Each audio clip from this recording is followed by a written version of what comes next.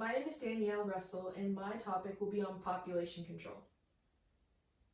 Population control has been a popular yet disturbing debate topic since the 18th century. It is the practice of intentionally controlling the rate of growth in the human population, especially in poor or densely populated areas. Advocates for population control have made claims that the human population is the cause of climate change and that the solution is to sharply reduce the number of people on the planet. The myth of the world becoming dangerously overpopulated has always been false. The unreliable information spread through these opinions and theories plays a prominent part in the misunderstood and misinterpreted topic of the world's population.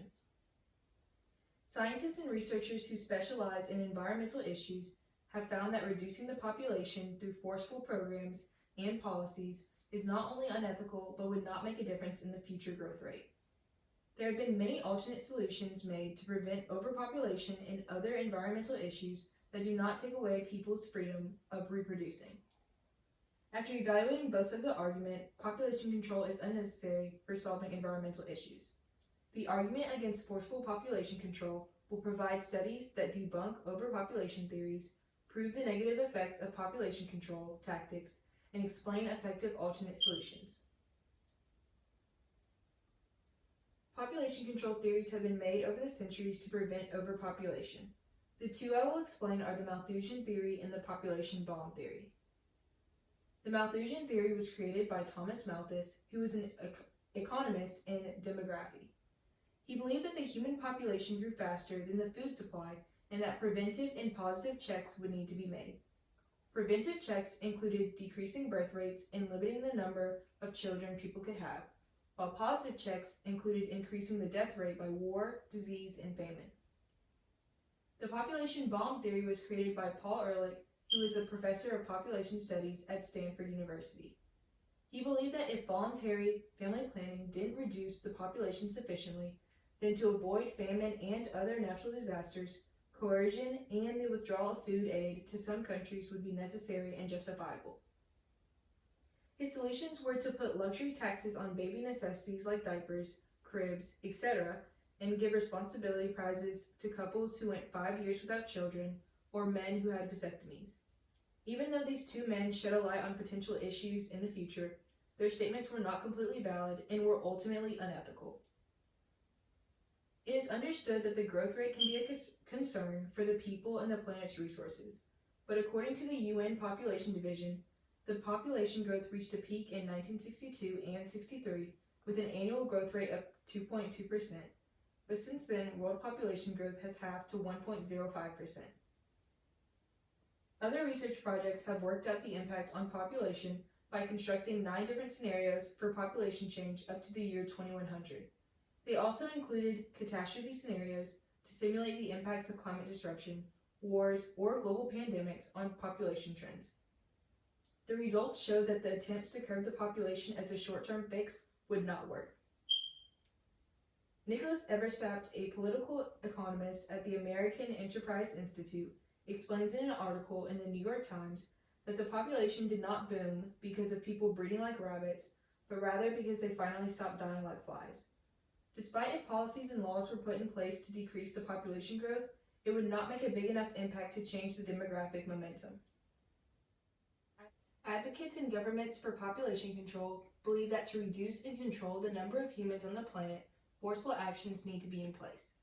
In Canada and the US, most non-consensual sterilizations and abortions are on Indigenous women, ethnic minorities, and the incarcerated. In 1927, the US Supreme Court case, Buck v. Bell, allowed the states to perform eugenic sterilization to inmates of public institutions to attempt to control population while preventing hereditary flaws to be passed on to future generations. The U.S. government is also known to have helped the creation of the UN Fund for Population Activities, known as UNFPA, in 1969 to be a non-biased clearinghouse for population and demographic information. UNFPA, however, quickly evolved into an advocacy group that has had a hand in more than one coercive population control programs. Within 10 years of its founding, the UNFPA assisted in the establishment of the most brutal population control program the world has ever seen. The organization gave the Chinese government direct help to institute a one-child policy that forbade women from having more than one child in their lifetime. Some women who tried to have more than one child were forced into having abortions, and others were fined to such a high degree for a second pregnancy they had no choice but to have an abortion.